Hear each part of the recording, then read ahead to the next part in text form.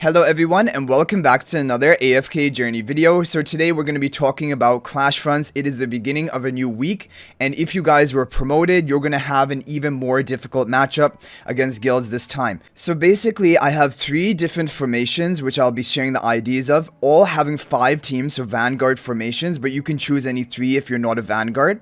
And I have a free-to-play, completely free-to-play one from Raguto, who has done a lot of testing for us for Dream Realm. I have my main account teams, and then I have the pay-to-win whale teams. So hopefully with these 15 different team options, you can put together some good teams. Basically, I've tried to change up my teams based on the performance of last week, and also just theory crafting a little bit more. Okay guys, so we're going to begin by showing you Raguto's free-to-play teams, and here we have it. There will be a formation ID in the lower left. Okay, so team number 1 is going to be the Iron Almas Wombo combo team with Nero to take the enemy Lily May interruption. This is a very effective team comp, and actually from all of the testing I've seen, Elsa and Arden on the tiles are doing the best in this comp for equal level of investment. So I sometimes run like Odie and Arden on the tiles rather than Elsa here, but Elsa overall is going to be better. She does really well in crowd control nuking teams, and so she has perfect synergy in this comp. So this is a highly recommended team. You can have the overcharge spell on Elsa, then she can cast her ultimate more frequently, or you can have it on Arden so you get more crowd control for your team. I personally prefer to have Arden on the overcharge spell, but it's kind of both of them do almost the same, and so this is a really effective team, and definitely if you have these heroes up to Mythic Plus or above, you should be running it, but you will need to have Iron and Almas at Mythic Plus. Team number 2 is going to be a Wilder Stall team. He has Haywin for the healing and damage reduction. He has Tassi, who can just stall and eventually solo the enemy team. Fresto is a good tank, which synergizes in a stall type team. And he has Lilymay and Odie on the tiles, which is a really smart idea. Odie does really well on Wilder tiles for the protection, and then he can get a lot of damage off. Odie is a really strong option for Clash Fronts because he can nuke down enemy teams, and also if the enemy has like reduced endurance because they've done a couple of win streak, then Odie is going to have an easier job of just nuking down the enemies and further reducing their endurance or wiping out the team. So Odie is great to have, and definitely on the Wilder tiles a really strong option. So here is going to be the team number 2, very solid team. In terms of the main Fresto, he will have the main Fresto in front of Tassi for the energy recovery. Okay, looking at team number 3, he's limited on options, so then he's going to go for a Lightbearer team with Ludovic and Atalanta on the Lightbearer tiles, but you could put any other Lightbearer here rather than Atalanta because I think a lot of people would not have her built. Coco for damage reduction, Vala and Corrin for the damage, Ludovic for the healing with the surging spell. Overall, this is just basically making use of leftover options, which sometimes you will have to do. Number 4 is going to be his Graveborn Nuke team with Seth. So he's running Rainier in front of Seth for the charm bonus onto him, Seth with the Light Forge spell as well to make him unaffected at the beginning. And also with the Graveborn buff tiles, you're going to immediately reduce the enemy's health by more than 50%, which is going to trigger the Bloodlust stack of Seth, which is a really strong effect. Igor is just to tank out for your team, and he's a really good pseudo tank option, and Velka to give attack speed. This is a nuking comp, and nuking comps do really well in Clash Fronts because if you can kill the enemies quickly, then it's going to reduce your endurance less, and you have a more potential to win streak. So I think this is a really good team. Yeah, overall solid team.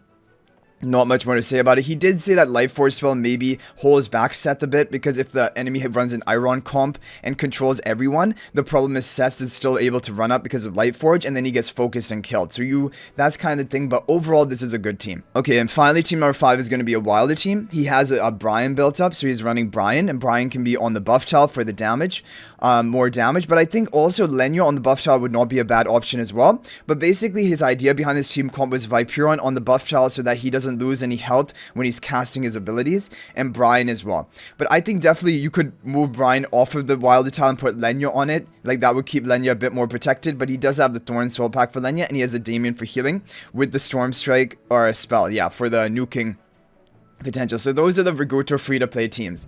Now guys, I'm going to show you my main account teams, and then finally we're going to show you the pay-to-win teams. So for my main account we're going to have these teams. So the create ID, and the ID should be in the lower left.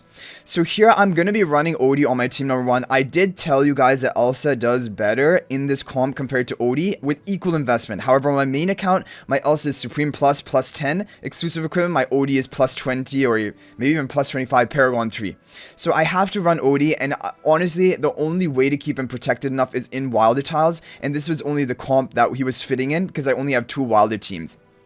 And so this is still very effective. You have a Nero to take the enemy Lily May interruption, Iron for the crowd control, Arden for the crowd control and overcharge to cycle it, and then Odie for the damage. This is a very strong team. Team number 2. This is a very, very top tier strong team. If you have Talene, you should definitely be thinking about building it. If you don't have Talene, run this team, but run like Frester as a tank rather than Talene, and still run like the other Wilders with Bonnie. Bonnie Tassi combo is crazy because Tassi stalls so well. Same with Talene, and Bonnie will stack your debuffs onto the opponent. And as long as Tassi is stalling the fight, the damage from Bonnie's debuff is going to keep ticking on the enemies, and you're going to get a lot of value. Haywin is really good, especially with her charms that she has for the invincibility, and on the wilder tile she's going to be well protected. Basically, it's really good because your wilder tile heroes are going to be at maximum concealed state duration if the other heroes off the tiles are almost impossible to kill. And all 3 of these heroes are really difficult to kill. The only way to kill them is through like Cryanaya execution. So you're gonna almost guarantee maximum duration of your wilder conceal effect, because when you get a kill onto one of your other teammates off the tile, it is going to reduce the duration of your concealed effect, and that is why that explains that. We're gonna be running with Harmonic Spell because I'm choosing to run Storm Strike on another team, but Storm Strike is actually considered better on this team. So team number 3 is going to be my Mauler team because I don't have like a bunch of options built up. I have to run a Mauler team, and this is going to be it. We have Lily May and Shakir on the buff tiles, Coco buffing up Shakir to make him tankier, Brutus in the back to take any enemy Graveborn strategies, Bonnie strategies. Basically, it is going to counter that to an extent because Brutus, we don't mind if he takes all of the damage and debuffs because he has invincibility. And I'm running Elsa here because I do think overall Elsa is a good hero. Either you can run her in a Mauler comp or you can run her in the Iron Nuke comp. But in that comp, I wanted to run Odie for protection, and I'm going to just run Elsa here for a bit more damage and like trying to get in the front line to get some benefit of Shakir's buff with the Surging Spell.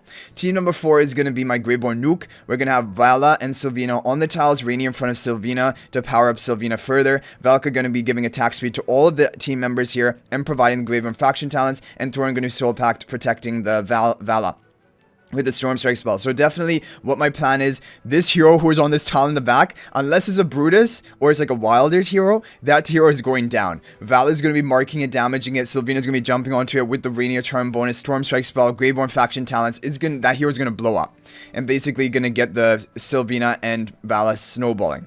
Finally, team number 5 is going to be my Graveborn Nuke with Seth, even though I don't have Rainier in it. I'm also running Lightforge onto the Seth.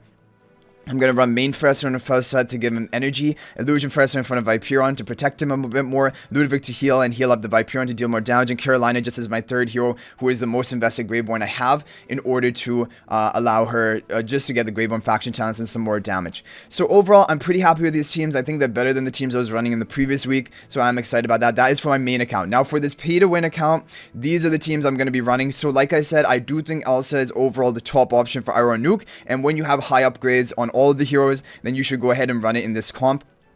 And this is how I'm running it, overcharge on the Arden. Pretty self-explanatory. We've already explained this team. This team, I'm expecting great things from.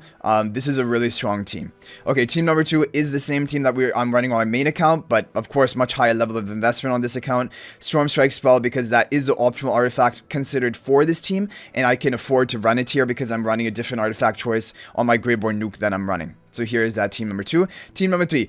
This is the interesting one. Maybe you guys want to take a look at. It is Siren. So Siren, what is he good at? He's going to deny the opponent artifact. That, in my opinion, is great with Cryanaya, because that is going to allow Cryanaya to have more protection up until casting your ultimate. Because what Siren does is for 8 seconds, it gives your team an advantage. And if I have the twins boosting energy of Cryanaya, if I have the Hypergene Celestial buff child giving her a bit more energy, even though she's not on them, but for adjacent allies it also provides that. Hopefully then she will be able to cast her ultimate after the 8 seconds of Siren wears off, or maybe even if it doesn't, Siren can cast his ultimate, control the enemies a bit. Basically, this is just about prolonging or delaying the fight so Cryanaya can get online.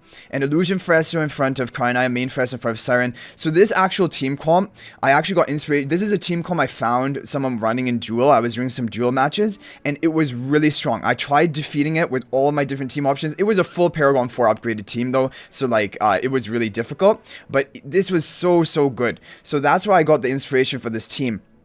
It's going to be Lila, pink hair twin in the front, Elijah, blue on the back, Ludovic in the back here, Illusion Frester in front of Cryanaya for damage reduction, main Frester in front of Siren, and this is going to be with the Surging spell. So this is a great team comp. You can use Siren, basically to allow your Cry Knight to get online. I think this is going to be better than the Rowan Hugin version that we were running in the previous week. Okay, team number 4 is going to be our Greyborn Nuke. We're going all out. We're going to go Light Forge onto Harak to protect him, which I think is pretty important. Sylviana's going to be jumping onto the enemy. Velka's going to be boosting attack speed of my 3 heroes and giving herself a shield. And Vala is going to be marking that enemy who Sylviana is jumping on, again, for that double targeting, trying to get an easy quick kill. And also Val is pretty well protected in this position because Thorin is going to be taking all of the aggro of the opponent. With the Greyborn faction talents, I think this is really strong. Then finally, team number 5 is going to be our Dunlinger Diurnal comp. Now, in this comp, it is better usually for you to run Leica and Lorsen rather than Lenya and Lorsen. However, on this account, we have a Paragon 1 Leica and we have a Paragon 4 Lenya. So I wanted to make use of Lenya, so I'm having Lenya and Diurnal on the buff tiles. Dunlinger is going to be off and Lily May and Lorsen. Basically, this is massive nuke. You're going to have Lorsen chain, and you're going to have Lily May bursting and Diurnal bursting, and then even Lily May Lenya bursting all at the beginning of the match, trying to get an easy quick kill. We have the Harmonic spell, because that can give us, like, basically attack buff to the entire team. But honestly, like, Storm Strike probably would be better, but I was just leftover. It was a leftover options. But yeah, if this is not working, just put Lorsen on the talent, run Leica rather than Lenya. That is a tried and tested team, and very recommended. However, this team I wanted to try based on the upgrades I have on this account. So that is an overall thing. Based on your Paragon upgrades, you will have to mix and match. You can't probably want to copy these teams exactly how they are. But I will have the IDs if you do want to do that. So anyway, guys, that is gonna be it for this video. Let me know what you thought about these teams in the comment section, and if there are any other team ideas you have, feel free to share them there as well. Thank you guys for watching. If you are not already subscribed to our YouTube channel, please subscribe. We're on a road to 20,000 subscribers. Let's try to hit it before the end of the season. Also, guys, feel free to join my AFK Journey Discord server. There's a link to that in the description of this video. We have over 2,900 members and chat about everything related to AFK Journey. But thanks for watching, guys. I'll hopefully see you in the next video, and until then, everyone, peace out for now.